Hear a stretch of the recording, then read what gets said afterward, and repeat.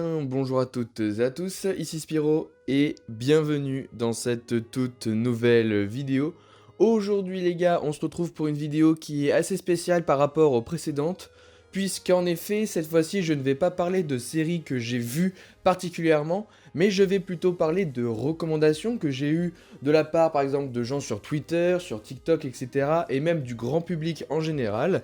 Comme ça va me permettre déjà de pouvoir potentiellement vous conseiller de nouvelles séries à regarder, et puis peut-être comme ça on peut à l'avenir regarder des séries en même temps et pouvoir en débattre par la suite.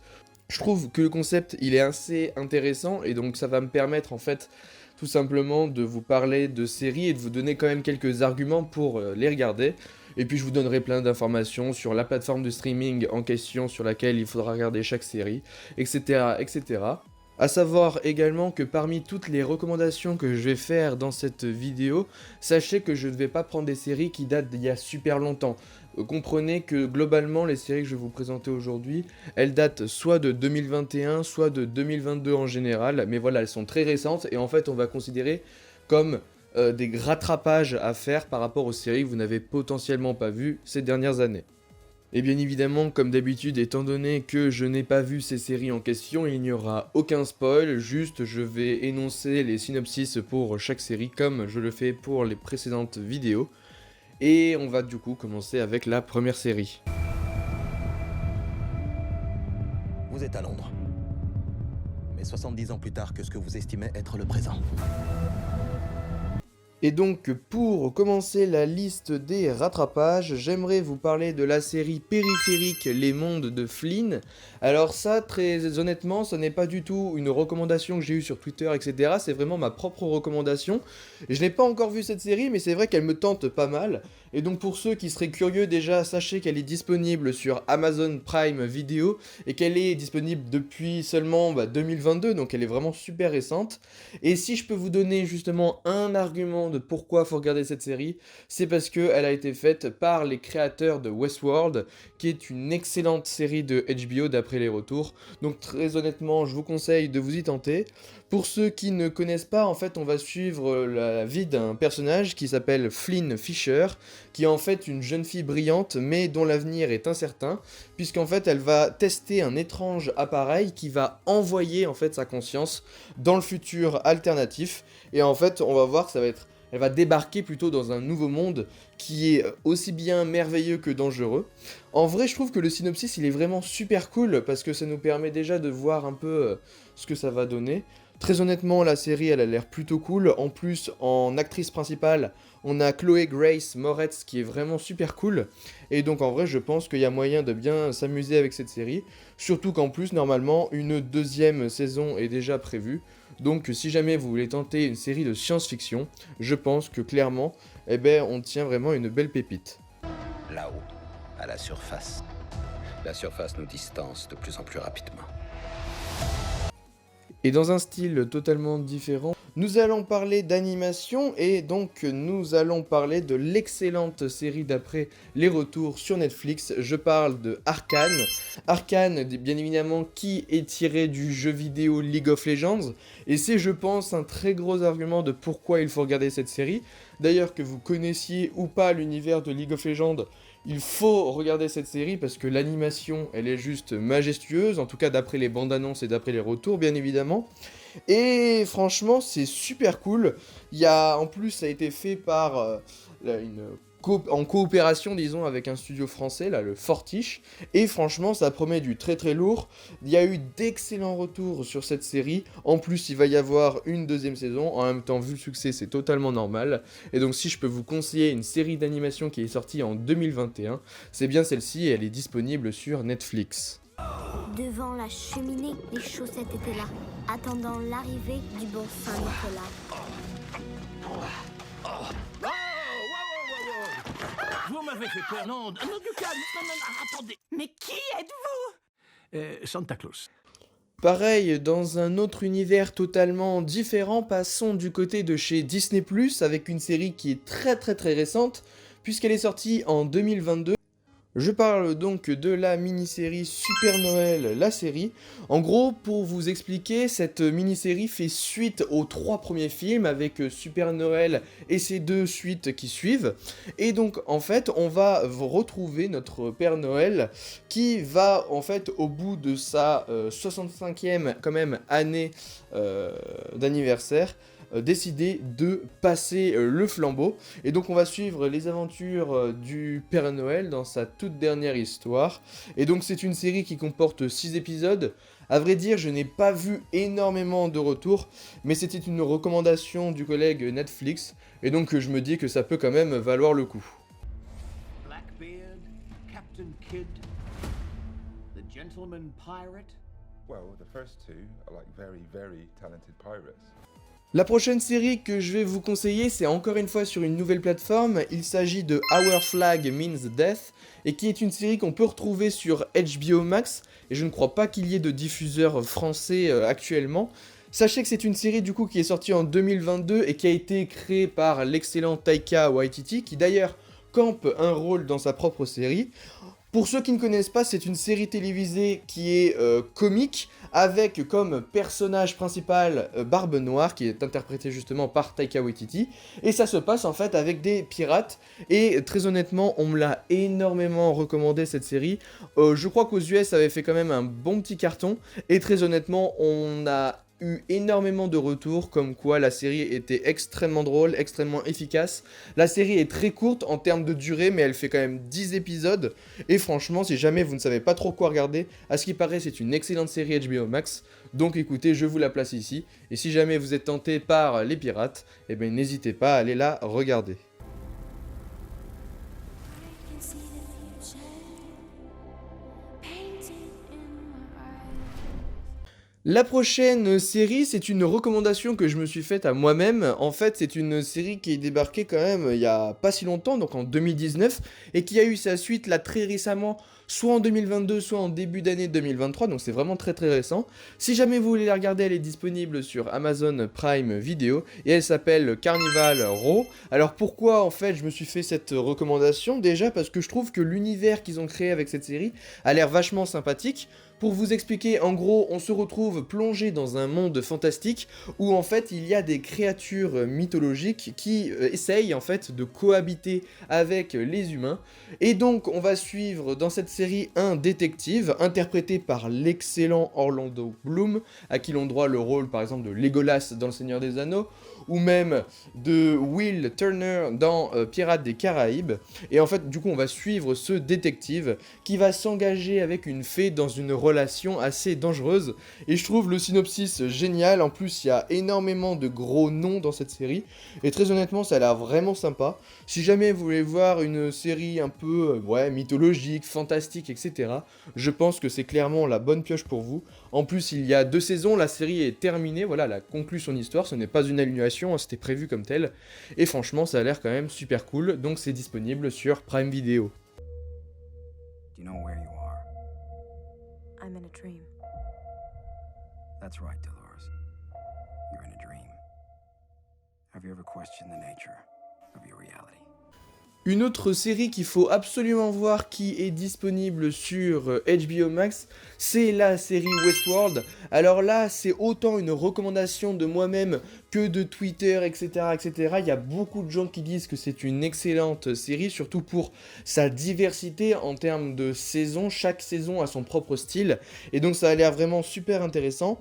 Pour ceux qui ne connaissent pas, c'est une série de science-fiction qui a commencé en 2016 et qui s'est achevée en 2022 avec sa 4e saison. En fait, cette série a été annulée pour des raisons économiques. Et en gros, on suit donc un parc d'attractions qui est peuplé de robots et qui va donc proposer aux visiteurs de se replonger dans plusieurs époques. Et donc en fait, on va suivre des personnages qui sont lancés dans l'Ouest sauvage et on va les regarder à travers un cauchemar dans lequel les androïdes les attaquent et les prend en chasse. Je trouve que vraiment c'est un super synopsis. Pareil, la série elle a l'air vraiment super intéressante. Elle a gagné pas mal de prix, elle a été nominée à pas mal de prix.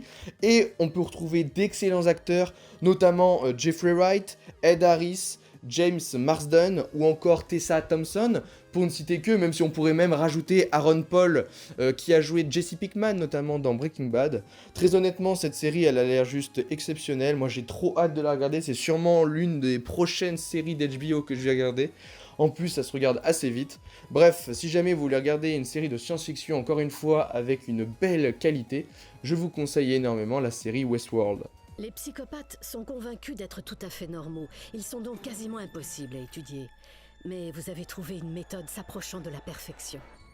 Cette fois-ci, ce n'est pas du tout une de mes recommandations, mais plutôt une recommandation de gens sur YouTube qui ont fait pas mal de critiques sur cette série. C'est une série qui est disponible sur Netflix et qui a malheureusement été annulée. À ce qui paraît, était vraiment bien, mais Netflix ont décidé de l'annuler. Je parle de la série Mindhunter qui a commencé du coup en 2017 et qui a actuellement 2 saisons. Et donc en fait, on va suivre 2 agents du FBI qui vont essayer d'imaginer une enquête avec des méthodes assez révolutionnaires et qui vont se lancer dans une véritable odyssée pour obtenir des réponses. Moi encore une fois c'est une série qui me tente pas mal, elle s'est achevée du coup en 2019 et elle a eu quand même pas mal de prix également. À vrai dire je ne connaissais absolument pas la série, moi c'est vraiment d'autres youtubeurs qui ont conseillé ce genre de série parce qu'elle est vraiment à ce qui paraît super cool. Je sais pas si je vais la regarder encore, parce qu'en fait le problème c'est que les séries qui sont annulées, c'est vrai que c'est difficile de se plonger dans une histoire sans savoir s'il y aura une fin à celle-ci. Mais écoutez, si jamais vous voulez regarder une série un peu d'enquête, etc., avec des méthodes spéciales et même, voire même spectaculaires, bah, n'hésitez pas à regarder la série Mindhunter sur Netflix. It's a job. Yep. Hey man, are you seeing this beautiful morning? What are you doing? How are you? What am I doing? I'm set up here like you asked me to. Oh, right, duh. Alors là, pareil, c'est une recommandation de la part de Twitter, aussi de moi-même, parce que franchement, c'est une série que je veux absolument commencer. Je parle de la série d'HBO Max Barry. Vous avez vu qu'il y a énormément d'HBO Max. Honnêtement, quand on parle de HBO, on s'attend à énormément de qualité. Et donc, c'est une série de comédie qui a commencé en 2018 et qui a eu sa 3e saison déjà en 2022. Et on m'en dit que du bien de cette série. Actuellement, vous pouvez regarder quelques épisodes de série sur Canal+. Et donc, en gros, on va suivre un tueur à gages du nom de Barry qui va en fait se déplacé à Los Angeles pour exécuter un contrat. Et en fait, on va voir durant la série qu'il va être chaleureusement accueilli par une troupe de comédiens. Et en fait, on va le voir lui-même en tant que tueur à gages se prendre de passion pour le théâtre. Moi franchement c'est le genre de série qui me fait absolument rire, c'est une comédie noire, dramatique etc. qui a eu énormément de prix et qui est connue surtout pour son principal acteur du nom de Bill Hader qui est vraiment juste excellent. Et donc si jamais vous voulez voir une série de qualité en termes de comédie dramatique etc. je vous conseille énormément Barry, surtout que ça a eu d'excellents retours. Surtout pour sa 3e saison. J'ai jamais voulu cette vie-là pour toi. Je voulais quelque chose de totalement différent. Une paye qui tombe tous les mois. Des enfants. Une famille. Une autre recommandation de la part de critiques sur YouTube, je parle d'une série Apple TV, pour une fois c'est la mini-série Blackbird, avec notamment en acteurs principaux Taron Egerton, qu'on connaît forcément pour les Kingsman, mais aussi l'excellent Paul Walter Hauser, qui sont à ce qui paraît, de ce que j'ai entendu, exceptionnels dans cette mini-série. Et donc en fait on va suivre un membre du FBI qui va se lier d'amitié en fait avec un tueur en série présumé. Et en fait on va voir le personnage justement de Taron Egerton qui doit essayer d'obtenir des aveux auprès justement de ce criminel pour retrouver le corps de quelques 18 femmes. Alors c'est vrai que c'est assez spécial dit comme ça, mais à ce qui paraît la série elle est exceptionnelle, surtout pour les performances des 2 acteurs principaux. Pour une fois c'est une série qui est sur Apple TV+, et c'est vrai qu'il y a beaucoup de séries qui sont vraiment très très bonnes sur Apple TV. C'est une mini-série je crois de 6 épisodes à peu près, et donc si jamais vous voulez regarder la série Blackbird, n'hésitez pas, parce qu'à ce qui paraît elle est vraiment super cool. Qu'est-ce que la musique? Techniquement parlant, ce n'est rien de plus qu'une suite de sons qui, une fois mis bout à bout, déclenchent une réaction chez l'être humain. Et c'est également la même chose pour cette mini-série, cette fois-ci sur Netflix. Pareil, des gens de YouTube ont énormément conseillé la mini-série de Playlist, qui est en gros une mini-série de 6 épisodes sur en fait la création de l'entreprise Spotify. Et donc en fait on va suivre durant toute cette mini-série avec des points de vue différents la création de cette entreprise au travers par exemple des yeux d'une avocate, du créateur justement de la plateforme et de plein d'autres sans vous spoiler bien évidemment. Et ça a eu d'excellents retours, à ce qui paraît la série elle est vachement bien et je trouve que c'est intéressant de voir une mini-série un peu sur la création d'une entreprise telle que Spotify, surtout qu'il y a énormément de réponses à mon avis qui sont apportées dans la série qui peuvent en fait répondre à nos potentielles questions qu'on avait sur ce genre d'industrie du streaming. Et en plus, à ce qui paraît, il y a vraiment de très bons acteurs. Personnellement, moi je ne les connais pas, donc je ne vais pas me prononcer plus que ça. Mais si jamais vous voulez voir une série sur la création de Spotify, je vous conseille énormément de la regarder. Et sachez que ce n'est pas un documentaire, hein, c'est vraiment une vraie mini-série avec une vraie histoire. Oh my god, definitely not. That does nothing for you. What? These are my clothes, Boo. I've been wearing these all day. It's really not that bad. It's really On retourne dans mes recommandations personnelles et même les recommandations de certains youtubeurs. Alors cette série, elle a vraiment été énormément recommandée après l'excellente série She-Hulk, hein, c'est faux, vraiment She-Hulk c'est nul, mais elle a été justement énormément recommandée après justement la diffusion de la série She-Hulk. Pourquoi, vous allez me dire? Parce qu'en fait du coup c'est une série, donc Fleabag. Donc c'est une série qui est sortie en 2016 du nom de Fleabag, que vous pouvez regarder dès à présent sur Amazon Prime Video. Et donc elle a actuellement 2 saisons et c'est déjà la fin de la série. Et c'est une comédie dramatique. La spécialité en fait de cette série, c'est que le personnage principal va tout au long de la série briser le 4e mur de la même manière que le personnage de She-Hulk. En gros, pour vous expliquer vite fait ce que c'est que pendant la série, elle va parler aux spectateurs comme si on était réellement dans la série, c'est-à-dire qu'elle va s'adresser à nous en même temps qu'on regarde le show, et je trouve que c'est vraiment une manière de faire dans le cinéma qui est absolument géniale. La série, elle a été nominée pour énormément de prix, et pareil, on me dit que du bien de l'actrice principale, Phoebe Waller-Bridge, à ce qui paraît, elle est vraiment super cool, et donc si je peux vous conseiller une série comme ça sur Prime Video, écoutez, pourquoi pas, surtout que ça a l'air vachement mieux, et même c'est vachement mieux, de toute façon on peut pas faire pire que la série She-Hulk. Depuis que je suis gamin, j'ai toujours pu être cet autre gars.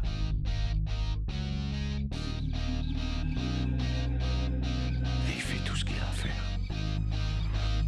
On arrive bientôt à la fin de cette première partie justement des rattrapages de 2022 ou en tout cas des années récentes. Sachez de toute façon qu'il y aura une deuxième partie la semaine prochaine sur les 10-11 autres à peu près séries que je peux vous recommander à travers les recommandations de Twitter, etc. Cette fois-ci, on va s'attaquer à un gros monstre de Paramount+. Je parle d'American Gigolo, une série qui est dérivée déjà du film ou des films, je sais pas combien il y en a eu, d'American Gigolo du même nom. Cette série, elle est sortie en 2022, vous pouvez la regarder sans avoir vu les films, hein, c'est ça l'avantage de cette série. Et du coup, en fait, l'avantage de cette série, c'est qu'elle a été vraiment énormément adoré par les gens de la plateforme. C'est vrai qu'il y a très peu de gens déjà qui ont Paramount+, mais parmi les gens qui ont cette plateforme, ils ont vraiment kiffé cette série, surtout déjà pour son personnage, en tout cas son acteur principal, Jon Bernthal, à qui l'on doit le rôle du Punisher, l'excellent rôle du Punisher même. Et très honnêtement, c'est une série qui me tente vraiment pas mal. C'est une série de 8 épisodes, ça se regarde assez vite, et c'est fait partie vraiment des grosses productions justement de Paramount+. Et donc écoutez, si jamais je peux vous recommander des séries de cette plateforme, en sachant vraiment qu'elle a quand même de beaux programmes sur son service, écoutez, n'hésitez pas à les regarder, parce que ce qui paraît, c'est vraiment bien. In a world where there are no rules, no order, no organized plan, certain men must take matters into their own hands. Une autre série qui a fait pas mal parler, mais qui est cette fois-ci, elle, disponible sur Canal+. Donc si jamais vous disposez de ce service, franchement, n'hésitez pas à aller regarder ce programme. En fait, du coup, la série qui s'appelle Rogue Heroes, qui est du coup sortie en 2022, qui est un drame historique. Et en fait, on va suivre un personnage qui s'appelle David Sterling, qui est un jeune officier excentrique, et qui pense en fait que les unités de commando traditionnelles ne fonctionnent pas. Il va donc élaborer un plan radical qui va à l'encontre de toutes les règles.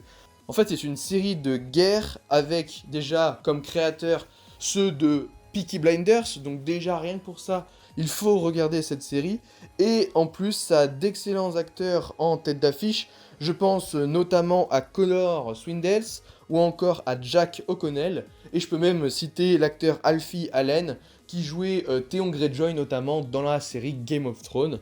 Clairement c'est une série qui a eu de bons retours, en plus c'est une série de guerre qui dure pas très longtemps, il y a que je crois 6 à 8 épisodes, donc ça se regarde assez vite, et à ce qui paraît elle est vraiment bien, donc n'hésitez pas à aller regarder une petite série Canal+, par-ci par-là. Et donc, ça va être déjà la fin de la première partie des rattrapages de ces dernières années. J'espère vraiment qu'au moins ça a pu vous donner des idées sur quoi regarder prochainement sur les différentes plateformes. J'ai essayé de prendre des séries sur chaque plateforme, que ce soit du Disney+, de l'Apple TV, de HBO Max, de Prime, de Netflix, etc.